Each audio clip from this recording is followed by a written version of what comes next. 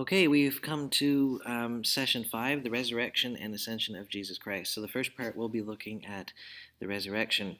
Um, as you may have heard, there's a lot of people who often confuse the resurrection with a spiritual thing, so that when you die, your spirit rises, and that's what resurrection is. As we'll discover, when Christians talk about resurrection, they actually mean a physical resurrection. This isn't like a zombie, but a person whose body has been regenerate and actually is different from the body we now possess. But we'll look into that further. Before we get there, though, let's look at some review questions.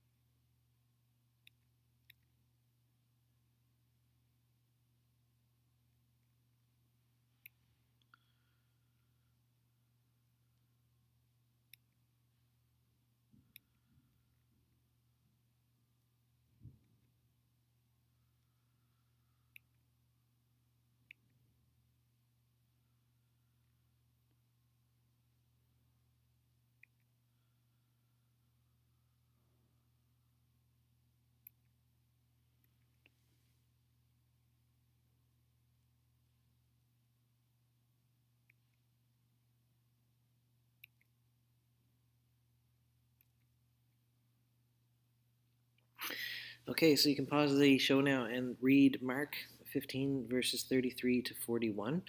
And just ask yourself the question, who was there to see Jesus' death on the cross?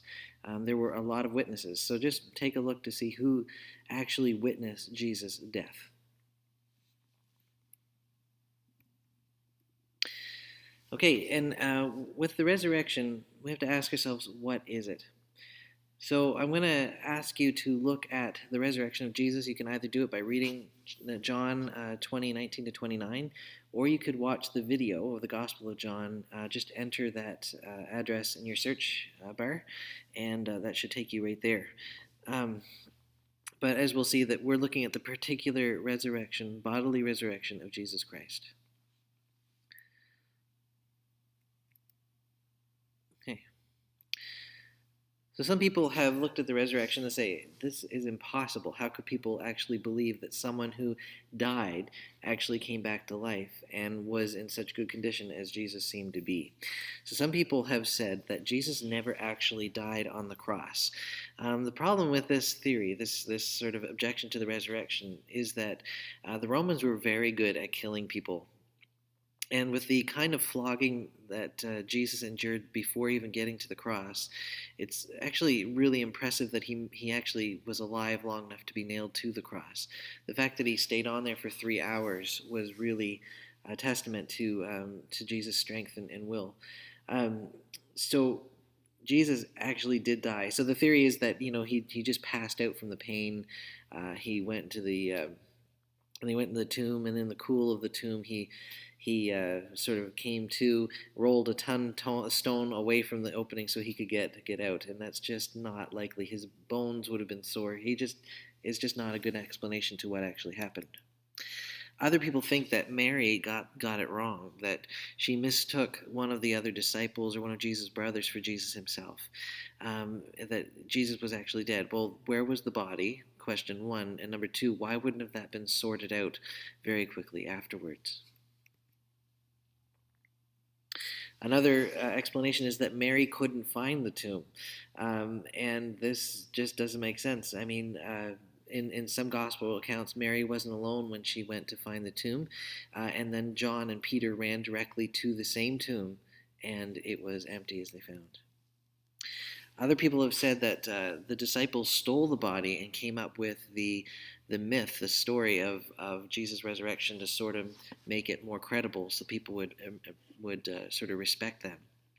The problem was, in some gospel accounts, the Romans were actually guarding the tomb because they were afraid that that was actually going to happen. They would have killed any disciple they found trying to do anything to that tomb. The other thing is that the disciples were scared and hiding from the Roman authorities. They were terrified.